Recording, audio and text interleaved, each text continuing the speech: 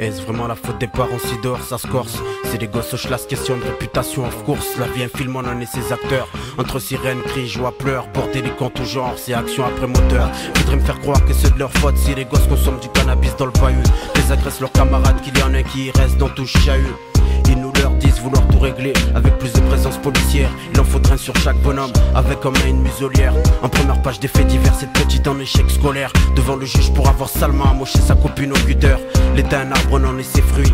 Bon, mauvais, chacun comme il peut y survivre. Il préfère mettre ça sur éducation foirée, tellement plus facile que tous les quotidiens de France sont non solarisés. On nous parle d'éducation foirée, mais pas d'état foiré. De trois dissertés qui furent après une boîte d'enfoirés. Comme les filles vont assumer tous merdier enfin. Comme soit polarisé TF. On nous parle d'éducation foirée, mais pas d'état foiré. De trois dissertés qui furent après une boîte d'enfoirés. Comme est-ce qu'ils vont assumer tous merdier enfin. Comme soit polarisé TF. C'est comme 2003 qui commence à se faire du mauvais sang. La délinquance juvénile, ça existe depuis plus de 10 ans.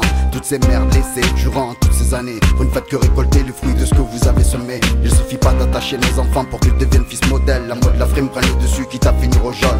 Vous croyez que ces mères n'ont pas mal au cœur de voir leurs fils sur les trottoirs, ou leur aîné prend lourd de peine pour un trafic dans le Var. Qu'on ne remette pas en question l'éducation de nos parents. Faut l'accepter, c'est le passé qui rejaillit dans le présent. Même si les peines sont lourdes pour les vendeurs de drogue à présent, aucun même refusera ce job si l'occasion se présente. La faim, peur de rien, c'est ce qui revient toujours dans leur bouche. Faut comment et les petits frères, petites sœurs bouffent. Ceci n'est que le résultat de votre maladresse. Ne vous plaignez pas si dans les rues ça agresse. Je suis pas éduque ni médiateur entre l'État et la jeunesse. Sans mal de vivre en quête de pouvoir de fric. Prêt à faire la une dans le police pour une vie un bon prix chic. Leur mot d'ordre c'est faire du fric. On nous parle d'éducation foirée, mais pas d'état foiré. De trois dissertés qui furent